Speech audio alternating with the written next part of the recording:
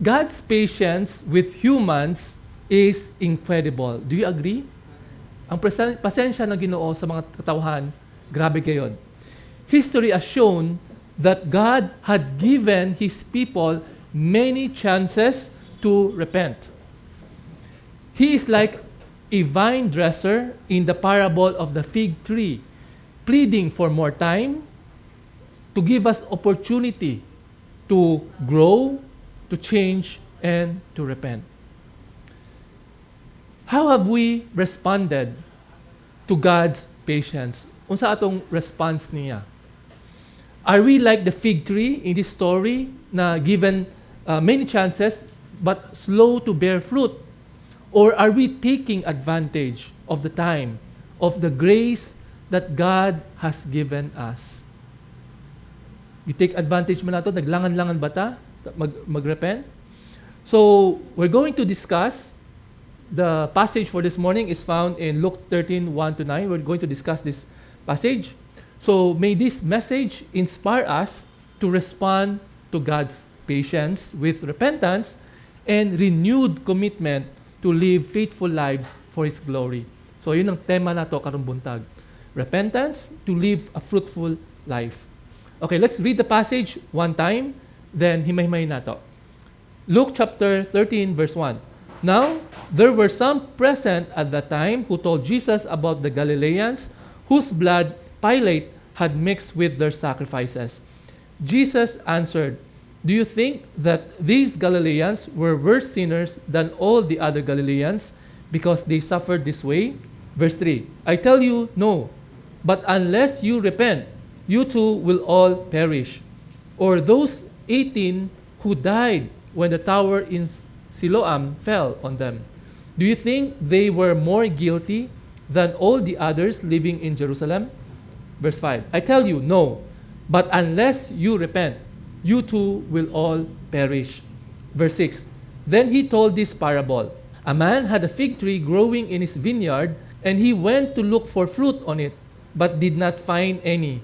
So he said to the man who took care of the vineyard, 'For 3 years now, I've been coming to look for fruit on this fig tree, and haven't found any. Cut it down. Why should it use up the soil?'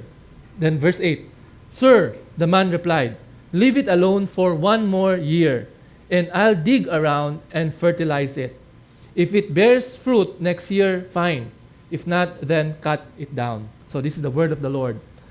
Okay, himay-himay na itong passage.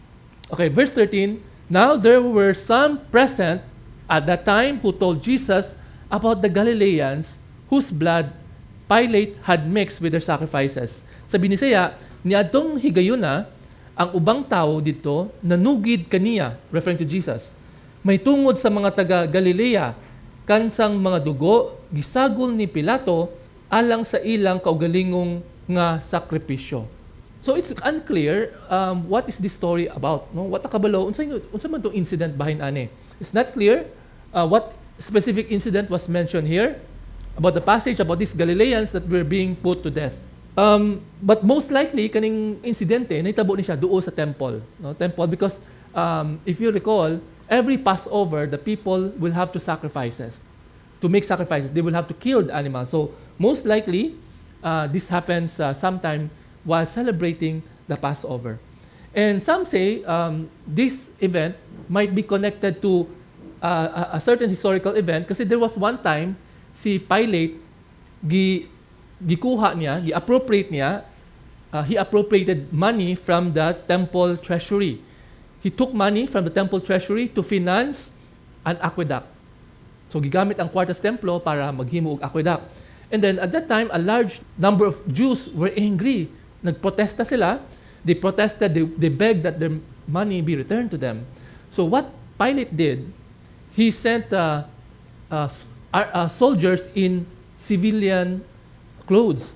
And then these itong soldiers in civilian clothes, they took out a dagger and then killed a lot of Jews.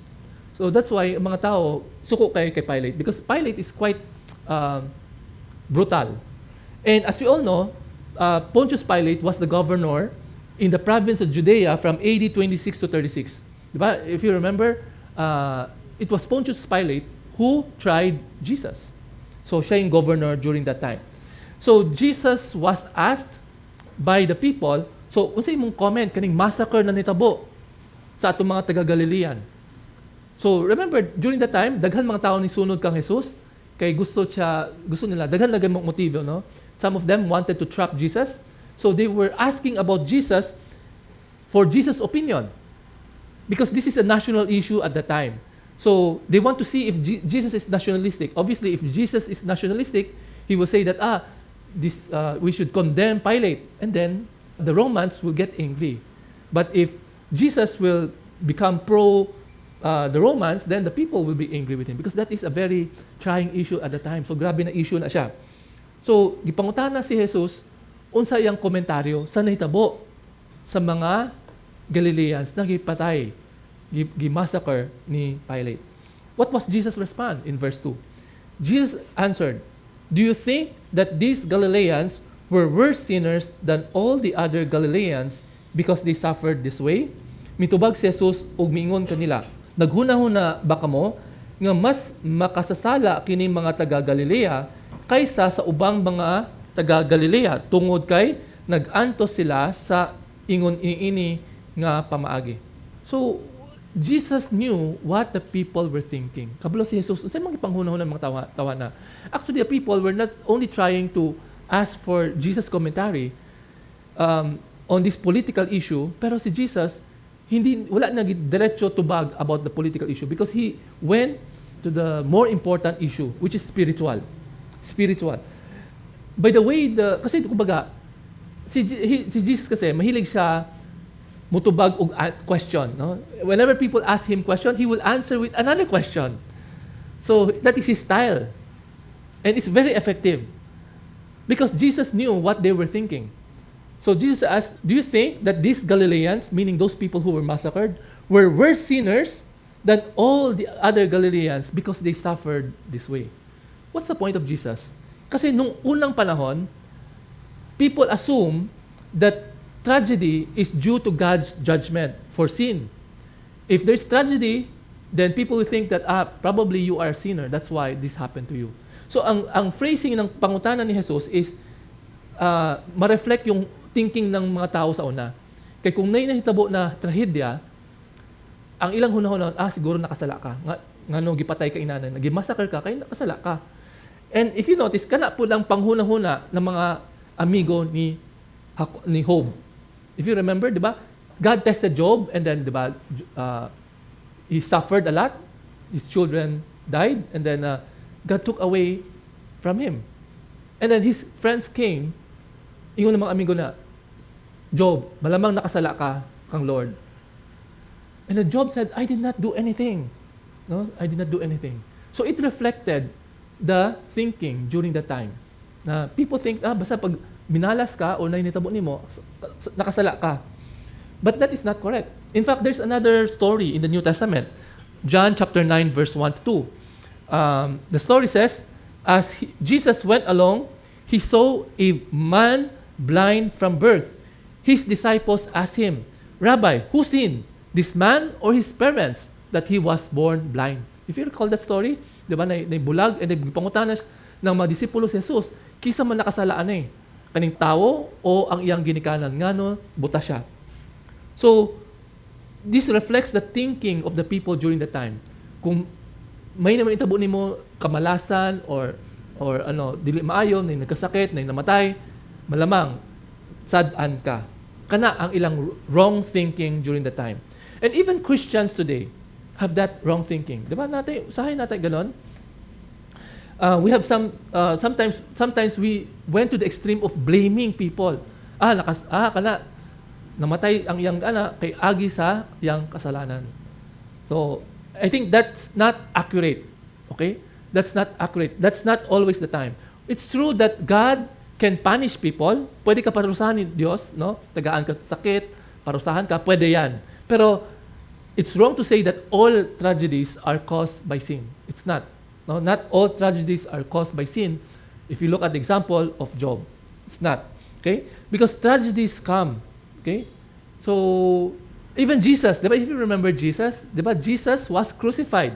So, dili agi sa iyang kasalanan. No? He suffered not because of his sin. Even yung mga disciples of Jesus, mga 12 disciples of Jesus, or 11, they were martyred. All of them died brutally. Agi ba sa kasalanan nila? Dili. So be careful, brothers and sisters, no? Whenever we give advice, especially ka ng mga tao na medyo guol kayo kay na matyan or whatever, ayaw salamat nimo. Do not say that because that's very insensitive. No? Ano ba, may anak niya namatay, dili po pwede ng nanay na tatay, ikaw kasalanan mo kasi blah blah blah. So it's wrong. It's very insensitive because we do not know. Honestly, we do not know what's the reason. God may cause it and God may not cause it. So it's very insensitive to assume that all tragedies or all negative things that happen to us is because of sin. So it's wrong. Okay, so here, itong response ni Jesus. Kasi kabalo siya, kana ang gipanghuna-huna ng mga tao. They thought that these Galileans were brutally massacred by Pontius Pilate because they have sinned against God. Then let's go to verse 3. Ito sabi ni Jesus, I tell you no. Correct ni Jesus sila. I tell you no, but unless you repent, you too will all perish. Dili, sultian ko kamo. Apan kung dili kamo, maghinulsol kamong tanan, malaglag usab sa samang paagi. So if you notice, unless you repent, it's interesting kasi yung Greek word, ng word repent here in Luke chapter 13 verse 3, it describes a continuing repentance. Yung verb niya is continuing verb. So, unless you repent, meaning unless you continually repent, you too will perish. Kamo, malaglag pod kamo. So, ang point ni Jesus, the issue here is not when will you die, how will you die, but what will happen after you die. Okay? Because only repentance can prevent death that is everlasting. So, dili na importante kanus ka mamatay, tanan mamatay man gyud ta. Or how you will die, mamatay ka ba sa aksidente, natural death, or katigulangon. Dili na siya importante. Kay may mas importante pang pangutana. Asa ka padulong after ka mamatay. So that is what Jesus is pointing out. The people were asking Jesus to make political commentaries. Si Jesus, dili siya mahilig sa politics. Diretso siya sa truth of the matter. Ang pangutana is, asa mo padulong pagkamatay ninyo? So there are two things. No? Either you repent and become part of God's kingdom, or you will all perish, malaglag. And as we all know, since the Old and New Testament has been given to us, we all know that if we do not accept the Lord Jesus Christ as our Lord and Savior, then we will go to hell. That is death everlasting. That is death everlasting. So, the Lord, in this passage, makita ninyo, gi-elevate ni Lord ang discussion. It's not about politics. Let's talk about what is more important. It's not about whose sin is it. Sin of Pilate, sin of these people. Ang pinaka-importanting pangutanon ninyo. Unless you repent, you will perish. Don't look at other people. Look at yourself. Okay, question. What do you mean by repentance? Kasi this is a very important word, repentance. Okay, unless masabtan na to, how will we apply it? Diba? Before we can apply, we should understand what is repentance. Okay, let's start with what is not repentance. Unsa man lang dili repentance. Repentance is more than conviction of sin. Halimbawa, nakadungog mo sa pulong sa Diyos, no? Pastor nagwali, tagos laman loob, na-hurt mo, nasaktan mo, na-convicto mo. Is that repentance? No, that is not repentance. But that is the first step to repentance. Yes. So being convicted of sin is not repentance. Second, repentance is more than confession of sin. Halimbawa, naigo gyud mo sa message. Muingon mo, Lord, pasaylo ako, nakasala ako. Is that repentance? Confession of sin is not Repentance. Lord, pasaylo ako, nangawat ko. Pasaylo ako, ugma, mangawat na pug ko.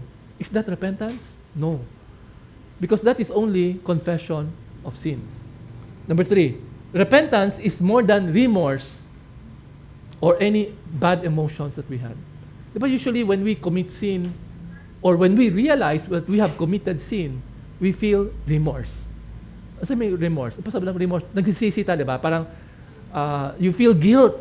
Parang, I don't feel good because this blah, blah, blah. Is that repentance?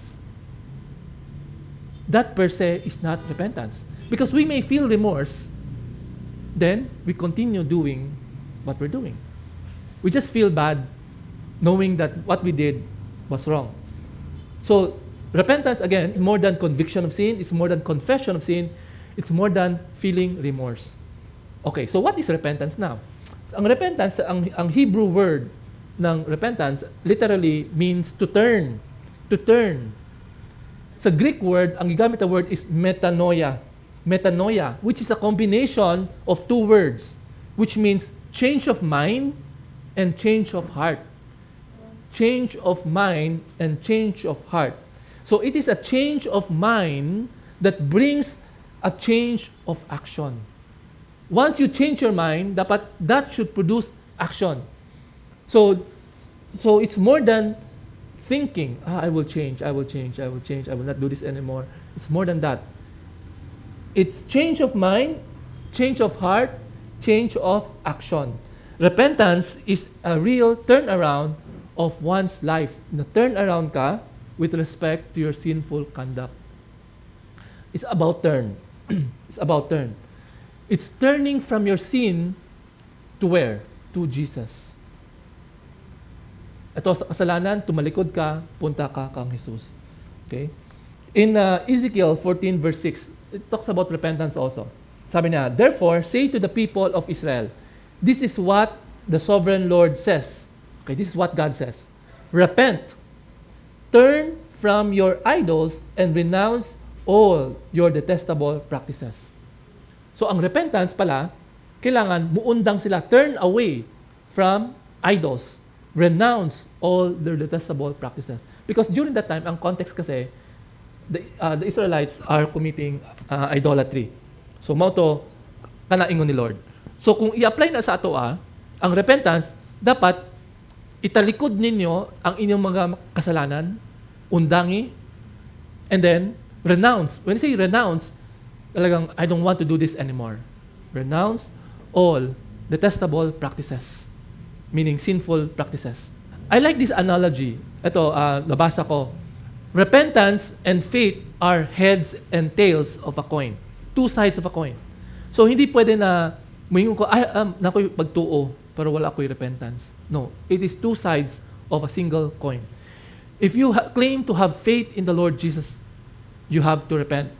You must have faith in the Lord Jesus. Kasi kung, parang sabi mo, pwede ba ako mag-repent nga ako lang, way tabang ni Jesus? It's difficult. It's very difficult. In fact, may mga tao na mo, okay, next year I'll do better, or next time I'll do better. Pero, it's very difficult. Because, why? Because kita, mga tao, we are weak. We are weak. Because this is spiritual. Kung kita lang, mayroon ka, I will do better, it's impossible. Because all of us are sinners. We need the Lord Jesus. We need the Holy Spirit to help us. And knowing that, since kabulutan, lisod, kung kita lang, dapat natin pagtuo kay Jesus, we have to pray always. Diba yung Lord's Prayer? Do not lead us into temptation, but deliver us from evil. So, it recognizes, Lord, I am weak. I cannot do this on my own. Please help me. So, you rely on the Lord Jesus and the Holy Spirit to change you. So, dili ka pwede maingon, I will repent on my own. It's impossible. It's impossible. So, the difference between Christians and non-Christians is that Christians can repent. Continuing process. Diba? Whenever you fall, you sin, you ask the Holy Spirit to change you. But ang unbelievers, wala, there's no repentance. Padayon nila ipangbuhat ang mga kasalanan. So, repentance must happen. Sabi ni Lord, verse 3, unless you repent, you too will all perish. Kamo malaglag. So, repentance is not an option. It's not an option. It is a must. Kinakailangan magrepenta. Okay, let's look at verse 4. Jesus cited a second story. Or those 18 who died when the tower in Siloam fell on them. Do you think they were more guilty than all the others living in Jerusalem? O kadtong 18 ka mga tawo sa Siloam nga natumpagan sa tore o nangamatay sila. Naghuna-huna ba kamo nga hilabihan sila ka makasasala kaysa sa laing tao nga naa sa Jerusalem. Okay, Jesus cited a second example. The first example is massacre. Gimassacre ang mga tao, pinaagi sa Pontius Pilate. Okay, it's an act of man, no? Act of crime. Sa second, it's an act of God. Kasi sabi act of God, it's an act of nature or act of nature. So, kani mga tao, walay tao nakabuhatan eh. Ang tower og Siloam nahulog, namatay. So, it's a tragedy, it's a calamity. So, this second incident, by the way, it is an unknown incident kasi gipangitan ang mga historian kung saan man nahitabo. Well, dili makitaan. So this involves the collapse of a tower at Siloam. Siloam, by the way, is a reservoir for Jerusalem. It was located near the intersection of the south and east walls of the city. So the point is, kaning tore, siguro na problema sa structure, natumba. Pagtumba na, 18 katao ang namatay. So kaning example ni Jesus, sabi na, do you think they are more guilty than all others living in Jerusalem? This could also apply to what is happening around us. Di ba? We read in the news, daghang kay mga tragedy. In the Philippines, di ba, few months ago, there was a landslide. Mga 55 people died. Tapos, sometimes when you read the news, mga typhoon, may mga namamatay. For no reason at all. Di ba? So, even in other countries, diba, there are natural calamities, no, that happen and people dies. Is it because they sin, judgment of God? Well, perhaps, pwede, posible, but ang pasabot ba na mas nakasasala sila kaysa sa ubang tao na wala namatay? Doesn't necessarily follow according to the Lord Jesus. Verse 5, I tell you, no.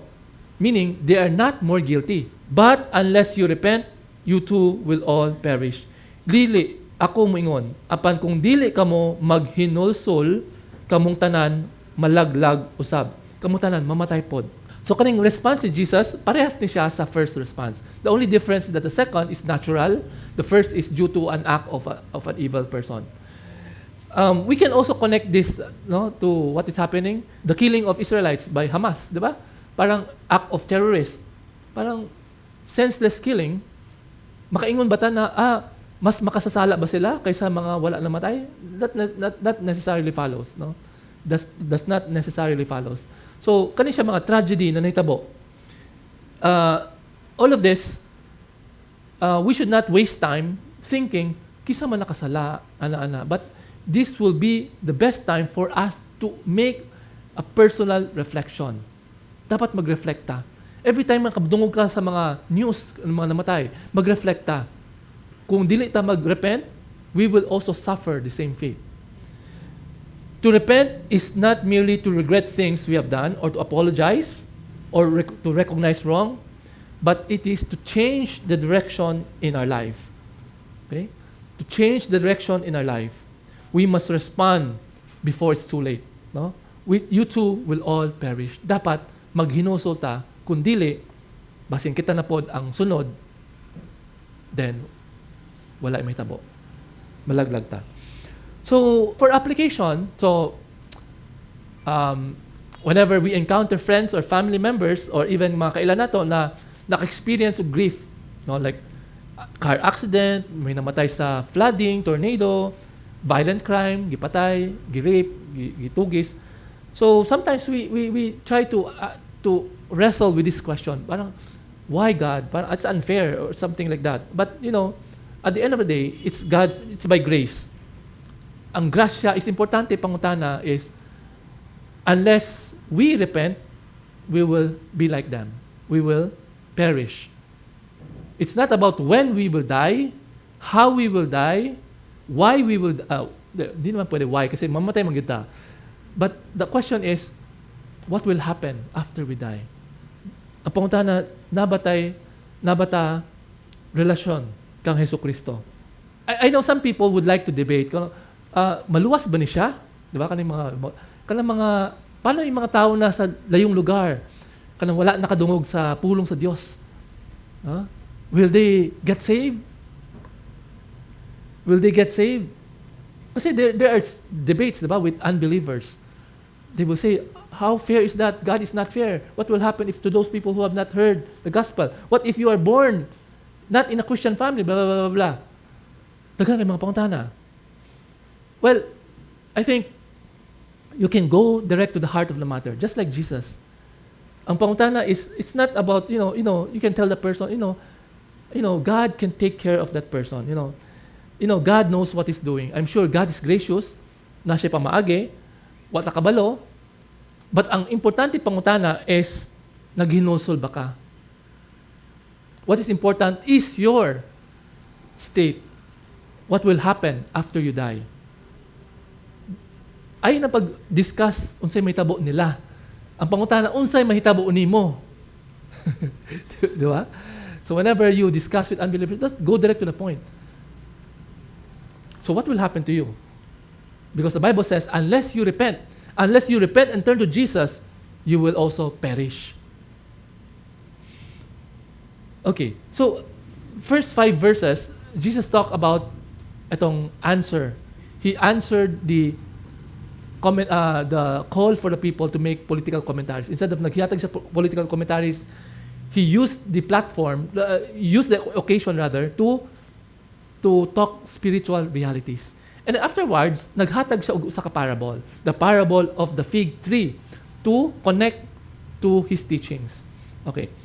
So, yung first 5 verses, it talks about individual repentance, na kinatanan, maghinusol. Pero sa verses 6 to 9, Jesus is talking about corporate responsibility. The fig tree represents Israel. He's talking about the Israelites, that Israelites should repent. Okay, basahin nato ang parable. Verse 6, then Jesus told this parable. A man had a fig tree growing in his vineyard, and he went to look for fruit on it, but did not find any. Nagsulti si Jesus niining sambingay. Adunay usa ka tawo nga nagtanom og kahoy nga higera sa iyang ubasan. Og miadto siya og nagapangita sa bunga niini apan wala siya'y nakaplagan. Okay, let's talk about this fig tree. Ano sabi na yung fig tree? So this is sambingay. So ang sambingay is parang story with a moral lesson. So it's not it's not a real story, but it's a parable. Okay, ano sabi na yung fig tree? Ang fig tree, is a picture. Fig tree, it bore fruit annually, every year, nasa bunga. And then, around 15 to 25 feet ang kataasan niya.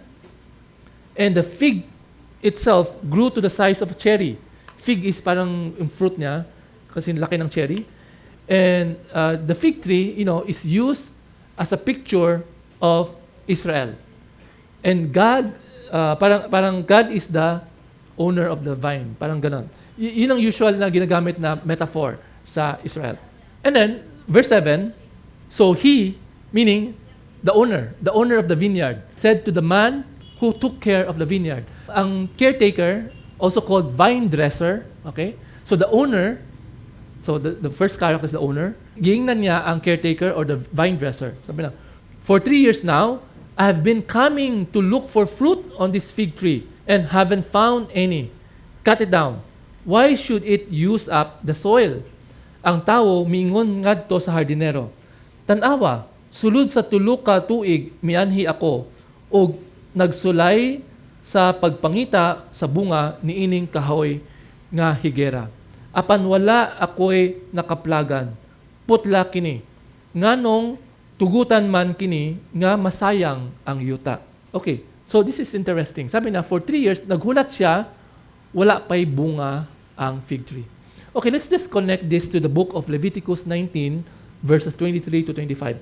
Kabalo ba mo, in Leviticus 19, the fruit from newly planted trees, you're not supposed to eat them for the first 3 years. Kana ang balaod ni Lord. For the first 3 years, dili mo pwede kanon ang mga prutas. So, on the 4th year, the fruit belongs to the Lord. Okay? That's kana ang balaod ni Lord. And a farmer would not be able to get the figs for himself until the 5th year. Okay? First 3 years, bawal, hilabtan. 4th year, ang prutas kang Lord. On the 5th year, anak pa ka makakuha sa prutas. But in this passage, he has been waiting for 3 years. So 4 years plus 3, so around 7 years. Around 7 years na siya nagulat, wala pa'y prutas ang iyang fig tree. And then, nagkaroon siyang dilemma. Sabi na, I have been coming to look for fruit on this tree and I haven't found any.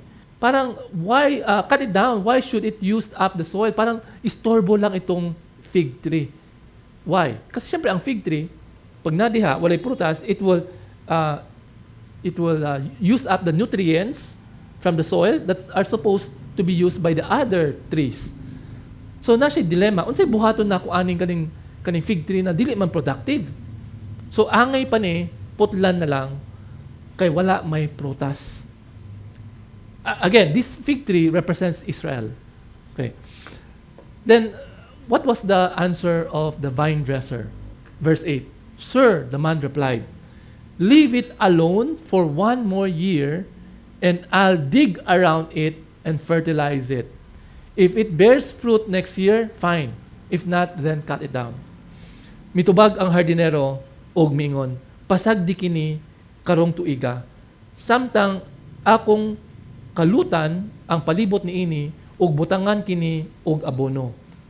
Og mamunga kini sunod tuig, mayo, apan kung dili gani botlon kini. You can find here that the vineyard owner is in a dilemma. Parang gusto niya putlan ang kahoy, kay parang wala may prutas. And then ingon ng hardinero, the vine dresser, ayaw lang sa. Okay, let's wait for 1 more year, and I will do everything that I could. I will put fertilizer, I will dig a fertilizer. Tingnan nato, baka basi mabunga pa. Tagaan na to chance. So, yon. Pero kung dili nagyod, next year, putlan nagyod. Cut it down. So here, we can see here, the owner was disgusted. Parang this fig tree is taking up space na it could the nutrients could be used by the other trees, no? But we can see here that hindi parang kaning vine dresser ningon siya na tagaan na to og chance.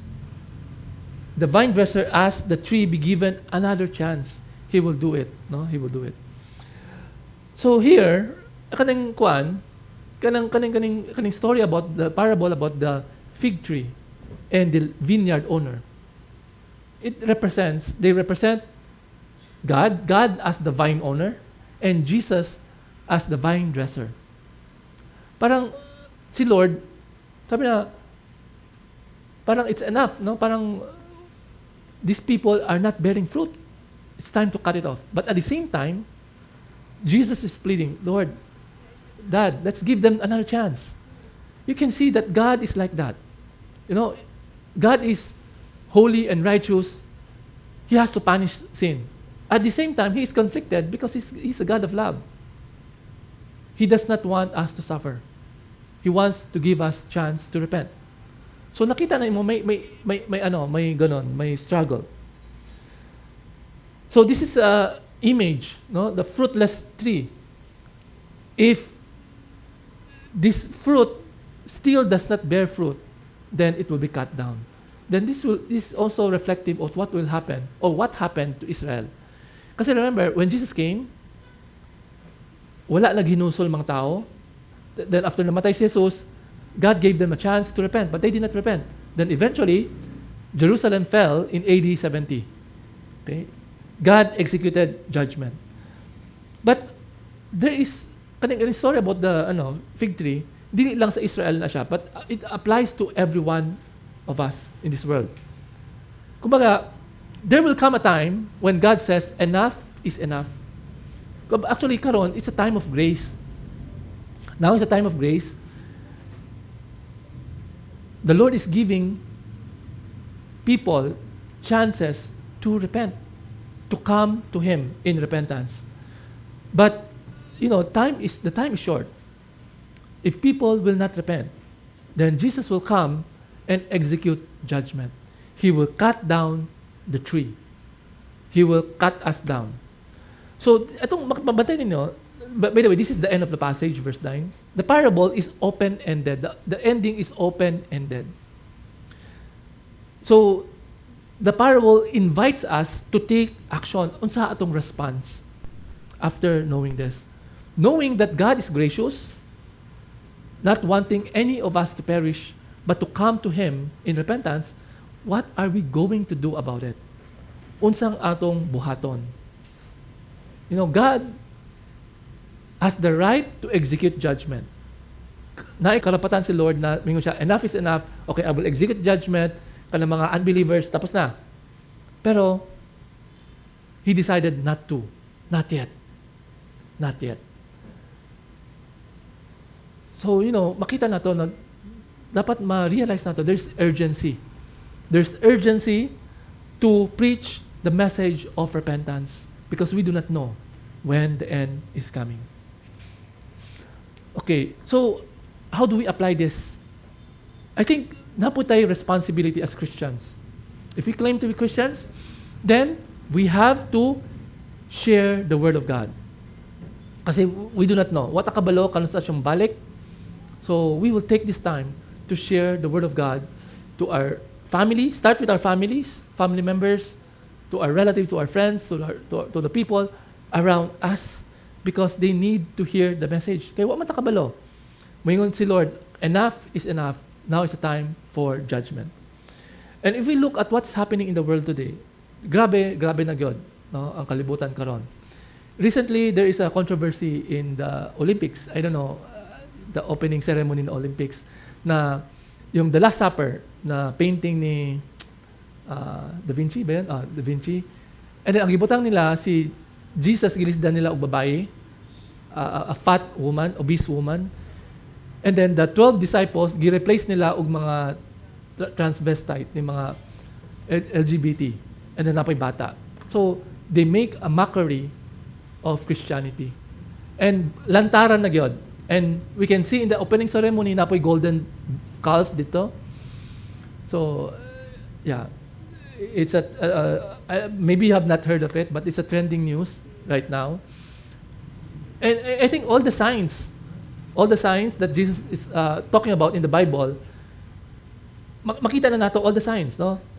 We can see wars happening, pestilence, rumors about wars. We have so many rumors about wars, and that the love of people have grown cold. Immorality is on the rise. So, hapit na gyud. So, it's a scary thought, but at the same time, it gives assurance to us, na, especially to those suffering, na, Lord, how long? Sabi Lord, hapit na gyud. So, Luke chapter 13, verses 1 to 9, talk about repentance, individual and as a nation. We are told by the Lord to repent. If we do not repent, we will perish. Ito mas importante, no? We should not focus more of what is the tragedy, the cause of the tragedy. Mas dili na importante, ang pinaka-importante panguntahan, asa ta padulong after ta mamatay. I would like to end with a nice saying of Darrell Buck. I like this one. Sabi niya, ni Darrell Buck, sabi niya, tragedy is hard and life is short. But life is more tragic if one does not turn to God. Again, tragedy is hard and life is short. But life is more tragic if one does not turn to God. If there's one thing that you have to remember after hearing this message is, are we repenting? At what stage are we are? Do we claim that, sabi na, I accepted the Lord Jesus So let's reflect. Actually, there are two groups of people. First group of people, maybe you're listening to this na dili pa ka believer, or maybe you're watching sa video. If you're not a Christian, dili ka Christian, then this is a message for you. Kasi waka kabalo. Unyang gabi, wala na ka. So now is a time for repentance. If you do not have the Lord Jesus, then you will also perish. Now, to those who are believers, who claim to be Christians, ang pangutana is makita ba ang prutas sa imong kinabuhi? Kasi yun ang sabi na, bear fruit. If it does not bear fruit, cut it down. Because it's very easy to claim to be a Christian. Anyone can say, I am a Christian. Pero ang tinud-anay na Kristohanan, makita sa iyang bunga. Ang pangutana, makita ba sa iyong bunga na ikaw, Kristohanon? Makita ba na naghinusulta? There's change in our lives. The Bible says, yung repentance is a continuing process. Yes, it's true. Yes, as Christians, we may sin, we may fall from time to time, but the direction should be going up. Ang direction, dapat moving forward. Dapat day by day, we're being changed day by day. Naikausaban, in other words. Kaya kung mas naging worse, there's a big question mark. It's a big question mark. So this is a challenge. If you are an unbeliever, then you have to turn to the Lord, or else you will perish. If you claim to be a believer, you have to reflect, are you bearing fruit worthy of repentance? If you remember our preaching on yung kay John the Baptist, diba? The axe is on the root na, hapit na gyud, pwede na gyud. Malapit na. So, church, although this is a simple reminder, but it's not so simple enough because all of us have to repent. We have to change, no? Not by our own, kaya di man nato kaya, it's through the grace of the Lord Jesus Christ. So, it's only by grace that we are able to stand before Him. So, can we all please stand? Let's pray. Father in heaven, thank you, Lord, for the message, oh God. The message is short, simple, but it's life-changing. You may claim, I already heard this message, but that's not the point. The point is, what are you going to do about it? Lord, salamat sa imong pulong, O God, na ni storya sa amoa, sa matag-usa namo, Lord. If there are people who heard this message, and you think you do not have the Lord in your heart, or you do not have a personal relationship with God, now is the time to repent. Ayaw paghulat, ugma, ayaw ingon, ugma na lang, tsaka na lang. We have to repent because there might be no tomorrow. Just look at what happened to these people who were massacred, who died senseless death, or those who died by tragedy. What kabalo? We might meet an accident. We might die tomorrow, or today, or even after hearing this message. We do not know what will happen after we leave this church. We do not know if there will be calamity that will come. There will be bad people, criminals who will do harm to us. We do not know what will happen. Anything could happen. That's the point of Jesus. Unless you repent, you too will perish. So you ask yourself, do you have a personal relationship with the Lord Jesus? Because if not, then the Lord wants you to have a personal relationship with Him. Now is the time. No, do not wait for tomorrow, because tomorrow might not come. If that is the desire of your heart, then you pray after me. Lord, I acknowledge that I am a sinner. Ever since, Lord, since I was born, I continue to rebel against you. I commit sin. And I ask for forgiveness, Lord. I cannot change on my own, Lord. And I ask you, Jesus, to be the Lord and Savior of my life. I want to give my life to you, Lord. Ako ihatag ang akong kinabuhi kanimo, Lord.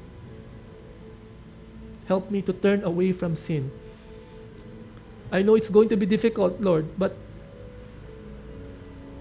you will help me, Lord.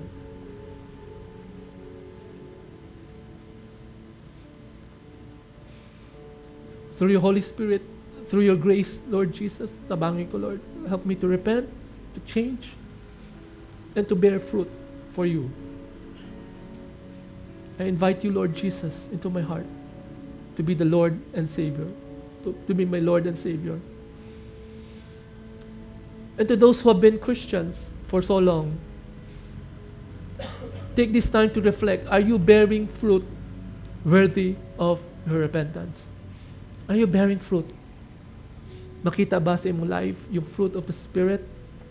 Love, joy, peace, patience, kindness, gentleness, faithfulness, self-control. If not, cry out to the Lord. Ask for help. Ask for mercy. Because our Lord is merciful. Just like in this story, He does not want us to perish, but to come to Him in repentance. If that is your desire, tell the Lord. Tell Him right now. Lord, pasaylo kami, Lord, sa among for all the times that we have failed you, O God. Ask for forgiveness, O God, for the many times that we have failed you. And I ask, Lord, that you will give us strength, Lord God, to repent, to change, Lord, to be more like Jesus, O God. Kablo mo yung lisod, Lord, but I pray, Lord, have mercy on each and every one of us, Lord, that people will see changed lives in us, O God. A changed life that is only possible through you. Kani ang panalangin sa imong katawhan, Lord. Please help us, O God. Help us, O Lord. And I pray, O God, that you will instill in us the urgency, Lord, of sharing your word. Lord, we realize that we are so complacent, O God, thinking na there's still time. But I pray, O God, that you will instill in us the challenge, Lord, to share your word to our family members, to our friends, to our colleagues, to the people we know. Lord, tabangin mi, Lord. Help us, give us the courage, O God. Thank you for reminding us that it is not we who will convert them. No, it's the Holy Spirit. And you just want to use us as your instrument. Nagamiton lang kami as instrumento, Lord God. Ang ipanalangin, Lord, that you will instill in us yung drive, Lord God, and the ma-realize namo, Lord, na talagang kailangan namo isangyaw ang imong pulong, O God, kay daghan tao na wala pa nakapaminaw. And unless we repent, we will all perish. And I pray, O God, that may this message this morning pierce our hearts and soul, that we will continue to live a life of repentance and to bear fruit for your glory. This is the prayer of your people, O God. Among ihatag tanan sa imong kamot, Lord. In the mighty name of Jesus, all this we pray. Everybody says, Amen.